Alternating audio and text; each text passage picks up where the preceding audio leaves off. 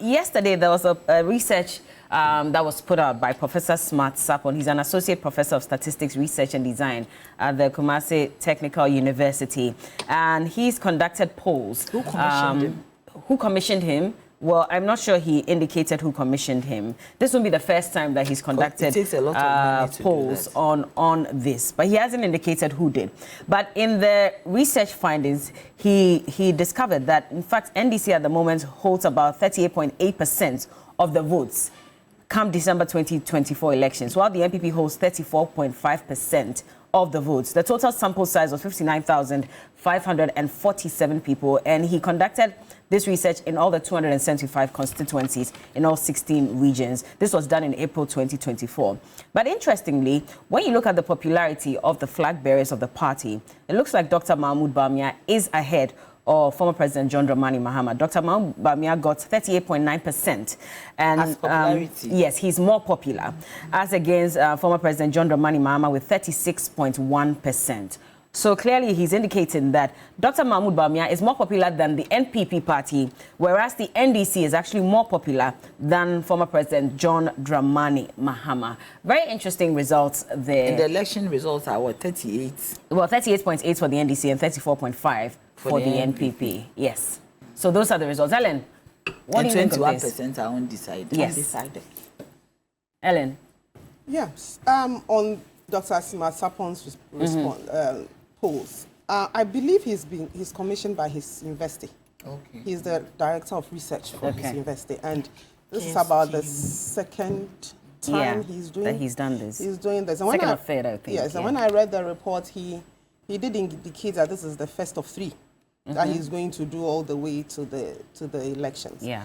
For me, I just feel that it's a reflection of the work that has been going on both political parties, and the fact that we are in an election year. So, okay, so we see. We are working, and the NPP is on the grounds.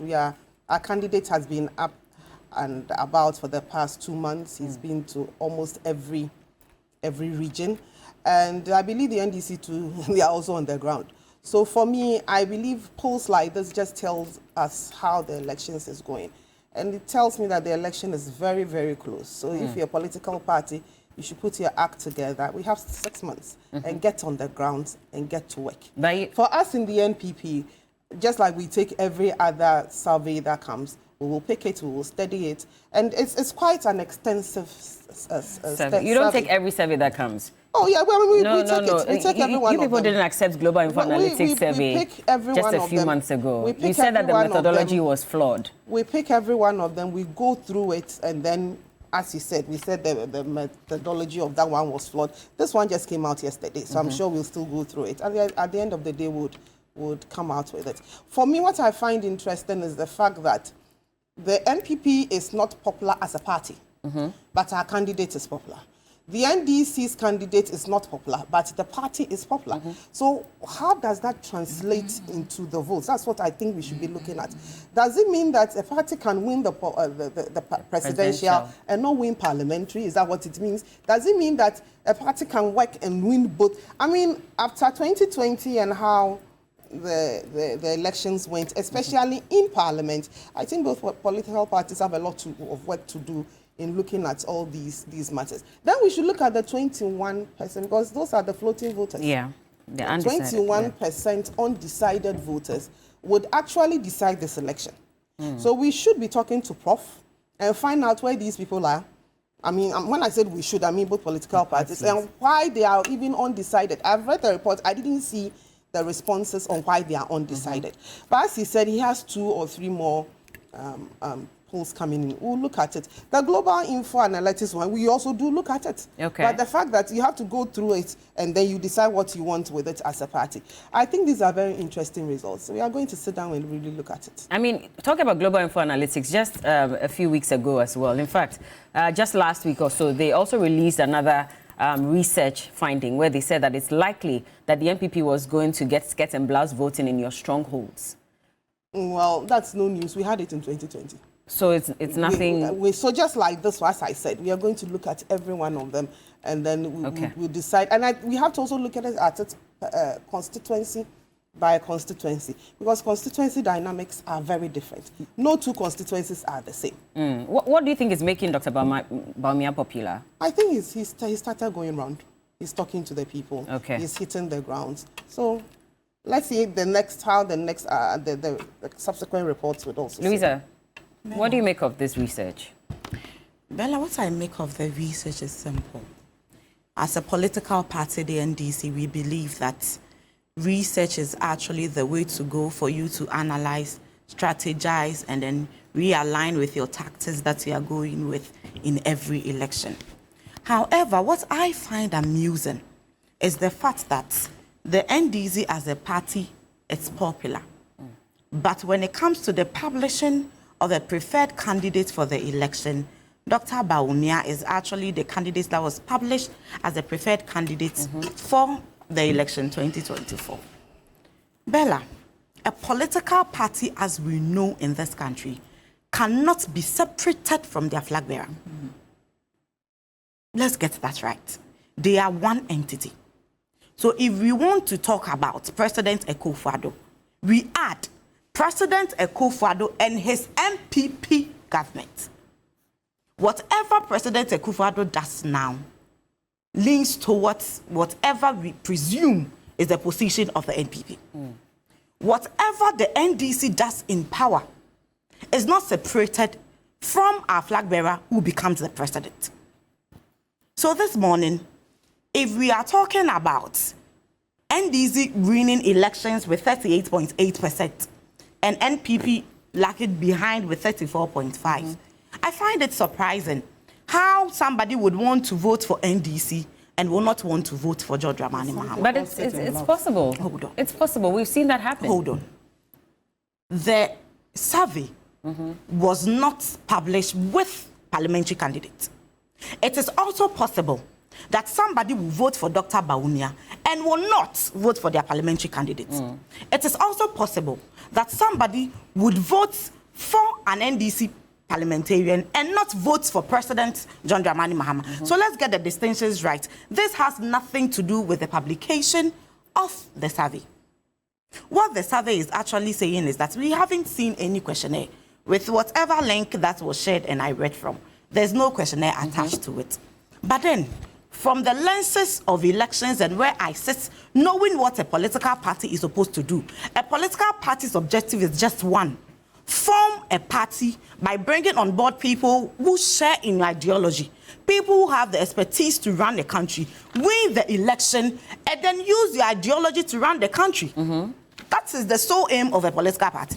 So if you want to vote for a political party and not the person the political party is presenting, then I actually find that kind of questionnaire that was asked to arrive at that answer a bit amusing, and I would want a lot more light thrown on that. But I mean, don't you agree with Ellen then that this is probably an indication that you have to do a lot more work within these areas that they have mentioned? Exactly. We are still working. We will continue to work till the ultimate is achieved. Okay. But what it is that, Bella, a few minutes. 30 seconds, actually. Nana, go ahead. Oh, you see, the point is that what methodology did Dr. Is it Professor Sapo? What methodology did he use to arrive at this? And yeah, I'm pulling it up. For me, it doesn't make sense to me that. Sorry, I closed my eyes, but it doesn't make sense to me that one party is ahead, but the flag bearer of that party is not popular. It's a contradiction. How? What makes that party ahead? It's a presidential thing he's doing. On the ballot paper is a human being and a party. It's a human being's picture which is there. It is not even a party. If you put a party there, it's not a party, it's a human being. So if that party has gotten a certain figure, how can you tell me that the flag bearer is not popular? It does not make sense. What question did he ask? Do you get me? The flag bearer, the party is ahead, got 38 point something, isn't it? Yeah, 38.8%. Yes, and that one is not popular. Because you go and vote for a certain person. So if I ask, who are you going to vote for? If you're going to vote for NDC, CPP, MPP, you know you are voting for a human being, not a party. It's a human being that represents the party. So how can you say that that one is not popular?